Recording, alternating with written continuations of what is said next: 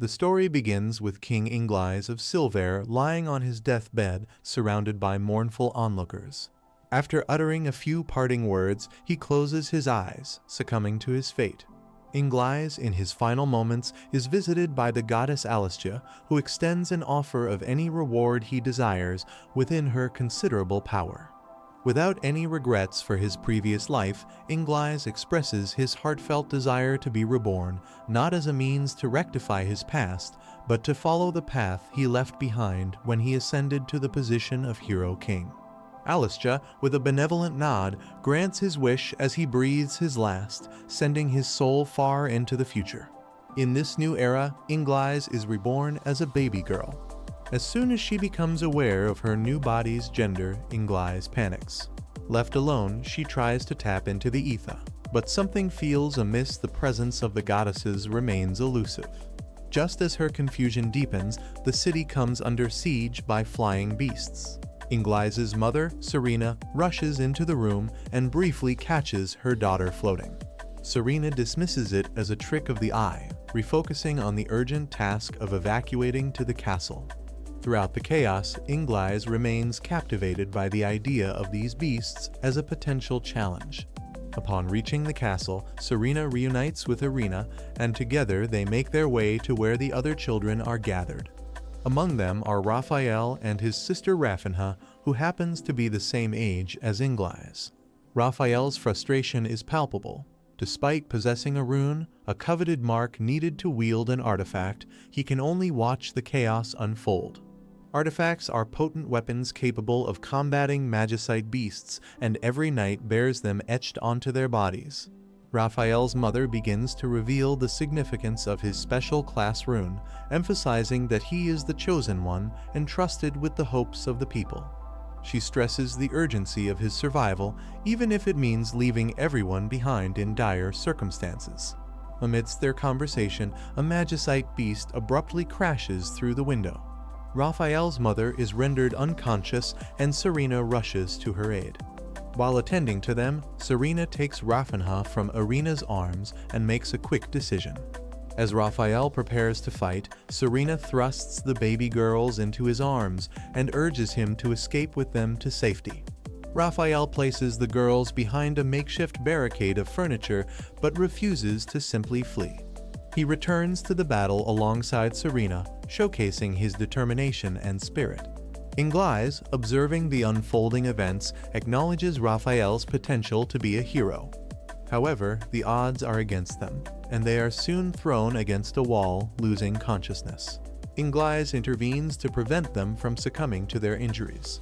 Raphael briefly witnesses this act of heroism before losing consciousness once more. Inglise, exhausted from her efforts, also fades into unconsciousness. During a fleeting moment of wakefulness, she overhears her parents discussing something called a prismer, which piques her interest before she falls back asleep. 5 years later, Inglise, now a young girl, admires herself in the mirror. She expresses her joy at having a granddaughter like Rafinha. Irina and Serena engage in conversation about Inglise, and Rafinha discusses their training. The narrative transitions to the knight's training grounds. Rafinha attempts to swing a wooden sword but stumbles. Inglise steps in to offer guidance, advising her on proper posture like the others. They then observe a mock battle featuring a 13-year-old Raphael, and Rafinha admires her brother's impressive skills. Shortly after, the Rambach merchant arrives at the knight's training ground to engage in sparring. Rambach introduces his son Raul, who initially appears timid and mild-mannered. However, as the sparring sessions commence, Raul surprises everyone by defeating 10 knights in succession, revealing his true nature. Inglise is the only one who senses that something is amiss during Raul's matches. It becomes evident that in this era, people have little to no knowledge about magic. In the next match, Raul disarms a knight, sending his sword hurtling towards Rafinha. Inglise reacts swiftly, catching the weapon before it can harm her. Raul proceeds to mock the knights and is eventually challenged by Raphael. Inglise discreetly advises Raphael not to focus on Raul too much, providing him with a subtle hint. Raphael performs admirably but falters at the last moment. leaving Rafinha saddened by her brother's loss. Inglise, determined to avenge Raphael, steps forward to challenge Raul. Initially, Raul refuses the challenge, but Inglise threatens to expose his deceit, forcing him to agree. Her father, Luke, and Raphael attempt to dissuade her, but Inglise uses her persuasion skills, threatening to reveal a secret involving an urn to her mother. Reluctantly, her father grants approval for the match. Raul attempts to use his trick once more, but Inglise counters it with the ether she possesses. She declares that using ether to fight wouldn't be fun, opting for pure swordsmanship instead. With closed eyes, she engages Raul in a duel, effortlessly deflecting his every advance. As the match unfolds, her father wonders if they have a prodigy in their family, while Raphael is left in awe and Rafinha cheers enthusiastically. Inglise eventually delivers the winning blow, compelling Raul to concede. Raul looks back at her with a mix of fury and frustration after his defeat. 6 years have passed, and Rafinha and Inglise are now 12 years old. Rafinha is the first to undergo the baptism for her rune engraving ceremony, during which she receives the Bow of Light rune. Before the ceremony, Serena had talked with Inglise about not wanting her daughter to receive a special rune, and Inglise agrees as she doesn't want her life to be dictated by her power. Next in line is Inglise, who explains the significance of the baptism and how people in this era have forgotten the techniques to use it.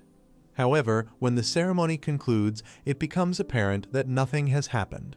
Much to everyone's surprise, Inglise is runeless. To herself, she acknowledges that it's only natural, as a divine knight, she uses ether instead of mana. Luke, Inglise's father, points out that without a rune, she can't officially be a knight, let alone succeed him as captain. Inglise apologizes for disappointing him, but he reassures her that he isn't disappointed. She vows to serve as Rafinha's squire and protect her, enabling her to continue training on the front lines without a formal promotion. Another 6 years pass, and Inglise is now 12 years old. The story introduces the concept of rainbow rain, which is harmless to humans but can transform plants, wild animals, and livestock into magicite beasts. The most powerful of these is the Rainbow King, known as the Prismer. Inglise and Rafinha are walking together, and Inglise expresses her eagerness to hunt magicite beasts, but she finds them all to be weak. She yearns for a chance to face a Prismer and wonders when that opportunity will arise.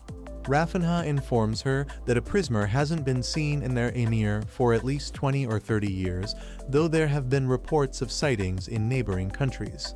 Inglise and Rafinha share a secret chuckle, with Inglise concealing the fact that she can defeat magicite beasts without a rune.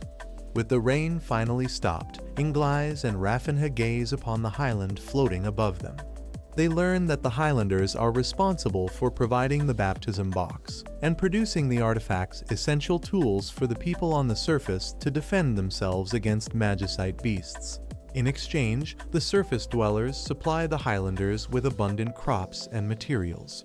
Inglise contemplates what happened to the kingdom from her previous life, but there are no records among the books she has read that can provide the answer. Rafinha invites her to make a wish upon the highland, with Rafinha wishing for her brother Raphael's health and Inglise wishing for a worthy foe.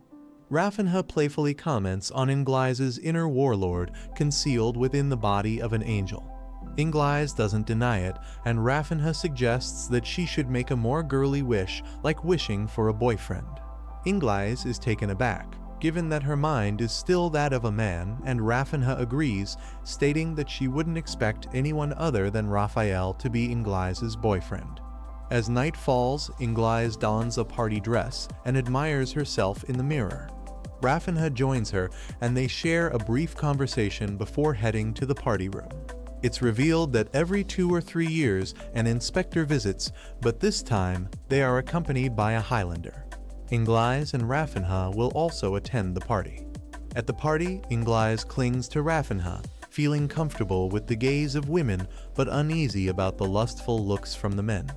They meet Rafinha's father, who introduces them to a holy knight named Leon, as well as the inspector Lord Shania and his partner Eris, a Hyrule menace who can transform into a human. Rawl, now a Highlander and the ambassador from Highland, creates a disturbance by killing a noble who tried to stop him from forcing a female knight into a compromising situation. He threatens Rafinha's father to fulfill his demands. Inglai steps in to defuse the situation, volunteering to take the knight's place with a hidden agenda to confront Rawl. However, Eris tries to stop Inglai, leading to a confrontation between the two. Excited to have found a powerful opponent, Inglai prepares to unleash her powers, but Eris releases her after realizing that Inglai is not weak. Inglai pleads with Eris to continue their fight, but suddenly Sir Leon attacks Eris. Sir Leon's revelation shocks everyone as he discloses his allegiance to the anti-Highland group, the Steel Blood Front. Fed up with the Highlanders mistreating the surface dwellers and monopolizing artifacts, he attempts to kidnap Eris for the Steel Blood Front, hoping to create their own Hyrule menace. Inglai intervenes, preventing Leon from achieving his goal. Leon manages to escape, but Rawl, who has been turned into a magicite beast by Prismer powder used as punishment by Leon, goes on a rampage. Inglai and Eris work together to kick the beast out to the outskirts of the city. There, Inglai employs her secret technique, the Aether Strike, to defeat the monster. Eris agrees to keep Inglai's powers a secret. Years later, Inglai and Rafinha, now 15 years old, leave their home to attend the Royal Academy in the capital, aspiring to become knights. While resting in the city of Nova, they collaborate with Lady Siren, a Highlander who is beloved by the people for her efforts to improve their lives since taking over the city. Lady Siren has fired corrupt knights who have now become bandits, led by their leader, Hawker. Lady Siren, accompanied by her soldiers and Inglai and Rafinha, heads to the bandits' hideout to arrest them. However, they make a startling discovery: the bandits have a Hyrule menace in their ranks, posing a new and dangerous challenge for the group. As Ranni and Lady Siren's forces engage in battle against the bandits, Inglai finds herself facing the Hyrule menace, Sister Rouge, a member of the Steel Blood Front. Inglai relishes the fight with Sistja, but when Sistja takes Ranni hostage, Inglai is forced to let her escape. After successfully capturing the bandits, Lady Siren expresses her gratitude to Inglai and Ranni. She then reveals a hidden secret beneath the city of Nova. Siren discloses that the Highlanders have clandestinely installed a magic circle beneath the land to transform it into a floating island under their control. Siren vehemently opposes this plan, as it would force the people of Nova to leave or become slaves to the Highlanders. She is determined to fight for the equality of Nova's inhabitants, a sentiment that deeply moves Ranni.